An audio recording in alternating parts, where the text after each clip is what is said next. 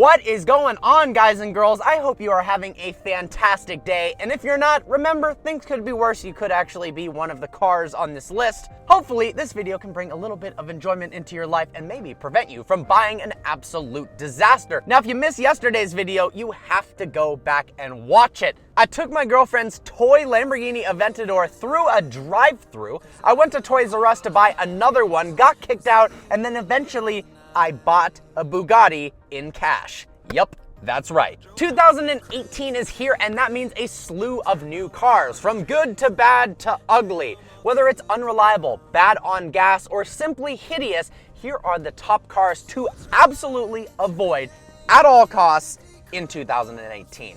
But before we get started, I want to talk about something important. I am doing an extremely, and I mean extremely, limited production run of Vehicle Virgins t-shirts. That's right, I'm only making 25 of the one I'm wearing and 25 of a Lamborghini version of this shirt. These are seriously gonna sell out before this video is done. So if you're interested, make sure to copy yours, link in the description below. On it, it says, I don't make cars, I make engines. The cars I throw in for free to hold the engines in. I think that's absolutely hilarious. Also makes me wonder what Enzo Ferrari would think about the brand today. With downsizing, boosted engines, hybrid powertrains, he'd probably be rolling over in his grave. He didn't even believe in aerodynamics. He just thought big engine, big power, mash the gas, and boom, that's how you make a race car. There is also a Lamborghini version of the shirt, just 25 of those being made. That's got a nice quote as well. I'll throw a picture up right here of what that looks like. Make sure to get yours before they sell out. Now, on to the video. First up, cars to avoid for 2018 is the Jaguar F-Pace.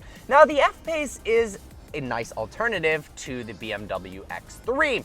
It looks cool, it's fun to drive, it has a nice interior, whereas everybody and their mom in Southern California has an X3. I actually reviewed a Jaguar F-Pace about a year ago at a press launch, and tragically, my SD cards got corrupted and I lost all of the footage. The F-Pace has 3 different engine options, ranging from a 2-liter diesel, which pumps out an impressively low 180 horsepower, and then we have a 3-liter supercharged V6 that makes 340 horsepower, and if you get the sport trim, 380 horsepower. So, it's fun to drive, looks good, comes with a 380 horsepower engine. What could possibly be wrong with the Jaguar F-Pace? Well, unfortunately, the most important thing is wrong with it, and that is its reliability. Namely, it is terrible. Consumer Reports gave the F-Pace's reliability 1 out of 5. And no, that's not, congratulations, you got first place, 1st out of 5. That is, avoid at all costs, 1 out of 5, 1 being the absolute worst score in terms of reliability. It also has one of the smallest storage capacities of any vehicle in its segment, 28.5 cubic feet of space in the back. It was awarded the legendary distinction of being the second to last compact luxury SUV on Consumer Reports' list. The only one worse than that was another vehicle that appears on this list later on. Now, what was the best vehicle in its category? The Porsche Macan. No surprise there. Beautiful, fun to drive, fast, more reliable, all around a much better vehicle. Do you enjoy burning oil smells when accelerating? How about creaking dashes, climate control issues? Well then, the F-Pace is perfect for you. Next up is the Ford Focus. What could possibly be wrong with the Ford Focus? I mean, it's cheap, it's decent looking.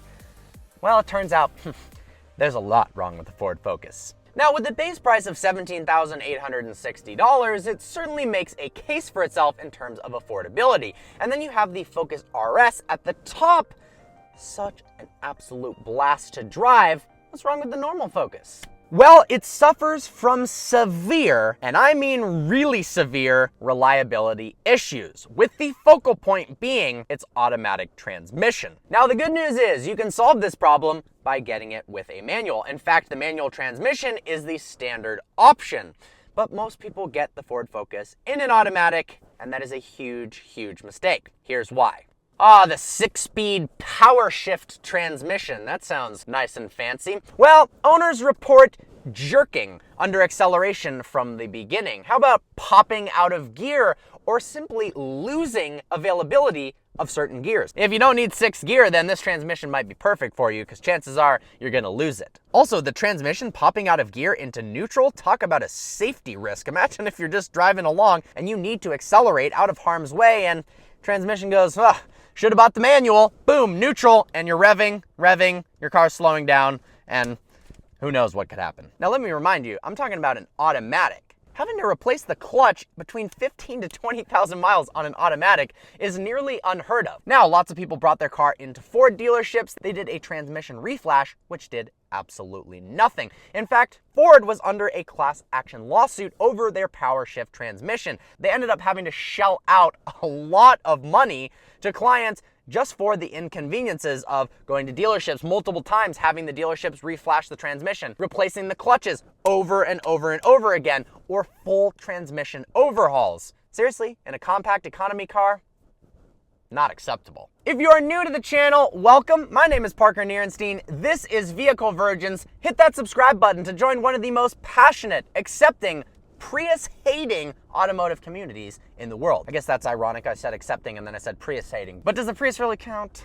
It saddens me to have to put this next car on the list, the Tesla Model X. With its gorgeous Falcon doors, brutal acceleration, epic windshield, and self-driving technology, the Model X is a very, very promising vehicle. And I'm quite fond of it. The SUV in P100D form is able to hit 60 miles an hour in 2.9 seconds. Watch how the Tesla Model X acceleration compares to a supercharged Lamborghini Huracan in this clip right here.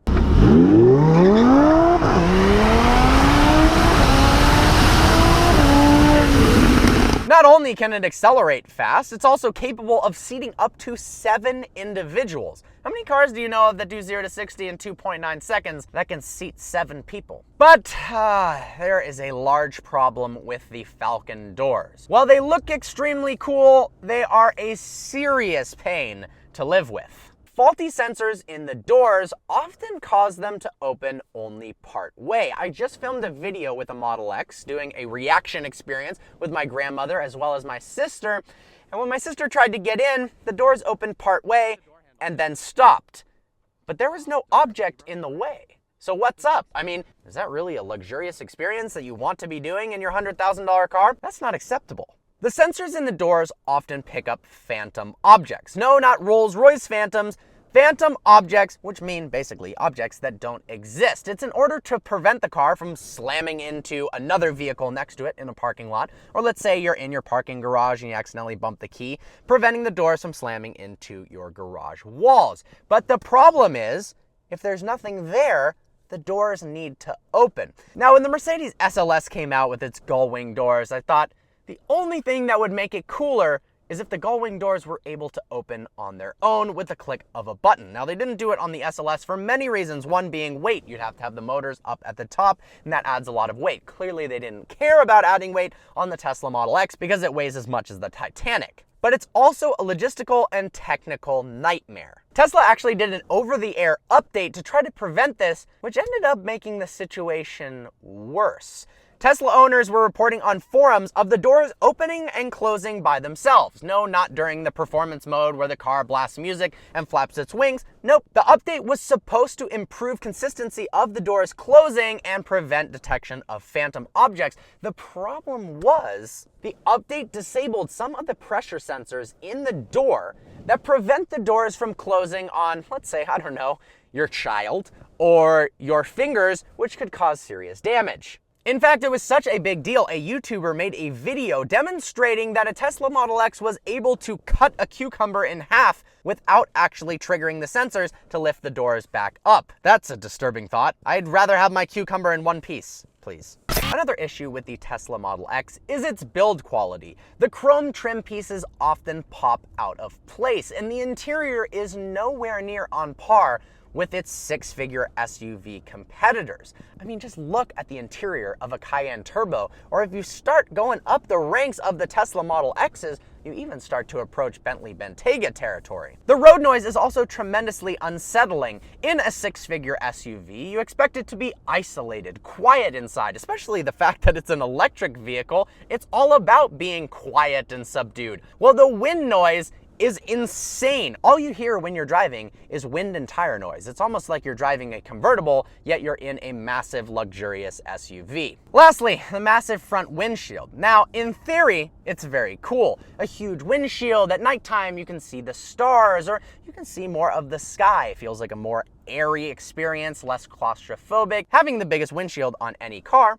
it's an impressive statistic. But what happens when the sun is out? Oh, you know, during the daytime when the sun is always out. Well, the problem is normally where you have your headliner, it's a clear sheet of glass. And when the sun is anywhere between 10 a.m. and 3 p.m., you're gonna be absolutely blinded if you're driving into it. Now, you'd think, okay, we've got sunshades. Well, on the Model X, they're incredibly thin and flimsy. They pop out awkwardly in the center of the windshield. In order to improve this, they need more tinting on the upper portion of the windshield. There is a reason why no other manufacturer has made a windshield so impressively large before. That's because, well, it's super blinding and uncomfortable when driving during the day. All right, it's time to head back to the house and check out the rest of the vehicles on this list. If you're enjoying the video so far, smash that thumbs up button. I'm enjoying and loving the positivity in the comments recently. I do look at the comments, so thank you guys. Thank you so much for the support. If you enjoy these types of videos, let me know in the comments. I can do more lists, the best cars of 2018, the worst cars of 2018, so on and so forth. All right, we are back. Next up is the Land Rover Discovery, which may very well be the ugliest car in the world. Well, maybe not from the front or the side, but seriously, what is up with the rear of that car? Nobody's done it before, so why in God's name would you make an asymmetrical rear end? The license plate placement? It's mind-blowing how the design team came up with this thing. The Discovery has always been awkwardly tall compared to its width, but this pushes the boundaries beyond anything I have ever seen from Land Rover, especially with the design team coming out with something as good-looking as the new Velar. What happened? It's an unfortunate lateral step for Land Rover, as the previous generation Discovery Sport ranked dead last in Consumer Reports' list of compact luxury SUVs. The 9-speed automatic was an absolute disaster. Rough shifts, unpredictable, denying shifts, the works. Even the 2-liter turbocharged engine didn't produce consistent boost pressure. What? It was terrible to drive, had cheap-feeling suspension, a poorly laid out interior. Also, it was priced way too high for the level of equipment that it offered. Next up we have the Chevy Camaro. While the Camaro SS is a lot more fun to drive and faster than the Ford Mustang, it's not without its problems. One being its gas mileage. Cars.com gave it a very, very distinct award. It was the worst subcompact car in terms of gas mileage. 15 miles per gallon combined, city and highway. Yeah, that's really bad. JD Power also had some fun with the new Camaro. Overall quality, 2 out of 5. Powertrain quality, 2. Comfort, 2. It did get a 5 out of 5, however, in the performance category. So that's a plus. The Camaro has 3 engine options ranging from a 2-liter 4-cylinder to a 3.6-liter V6, all the way up to that 6.2-liter V8 in the Camaro SS. That car is a bunch of fun to drive. Now we have the Kia Rio. What a looker that thing is. With a base price of just $13,900, it seems to be an attractive buy. It's cheap, gets decent gas mileage. What could possibly go wrong? It's safety. Now, it's 2018. You'd think when buying a car, safety would be an afterthought. You don't have to go to the dealership and wonder, is this brand new car gonna be safe? Well, with the Kia Rio, you do. It's constantly ranked from year to year as the deadliest vehicle in the world. Out of 1 million vehicles registered, 96 of them were in fatal accidents. How does this compare to other vehicles? Well, out of 1 million vehicles registered, the Audi A6 had 0 deaths. The Lexus RX 350, just 2.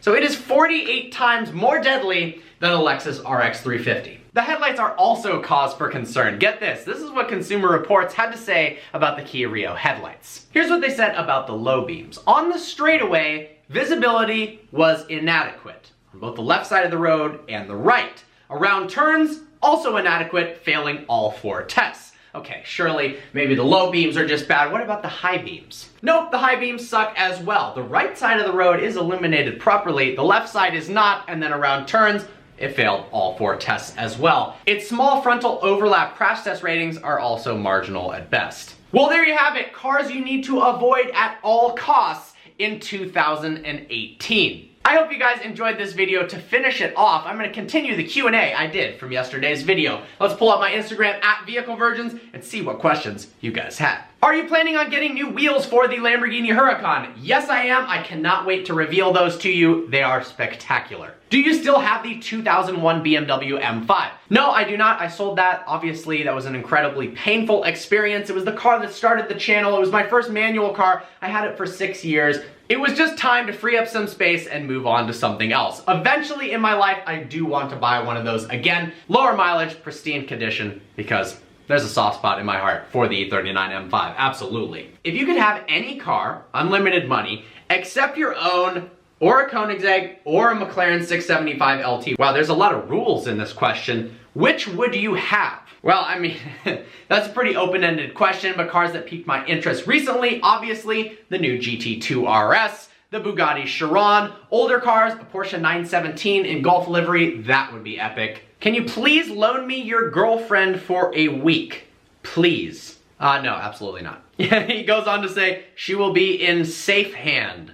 Much safer hand. Yikes. Aston Martin Vulcan or McLaren P1 GTR? That is a difficult question. I think if you had enough money to get a Vulcan or a P1 GTR, you could probably have both. Oh, that's hard. That's hard. If I can amend the question, I would get a Valkyrie AMR Pro, but if I had to pick one, maybe the P1 GTR. Do you think Fetty Wap was winking at you?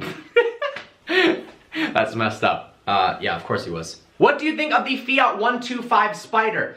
Now, I love the concept, and I haven't driven the Abarth model, but I drove it back-to-back, a Fiat 125, with the Miata, and honestly, it's a worse version of the same car. They made it a little bit more luxurious, they softened the suspension, it just felt a heck of a lot less fun, and the Miata is all about fun. Well, there you guys have it. I hope you enjoyed this video. If you did, smash that thumbs up button. If you're new to the channel and haven't subscribed yet, hit the subscribe button. I look forward to seeing you next video. Remember, these shirts are for sale, link in the description below. Peace.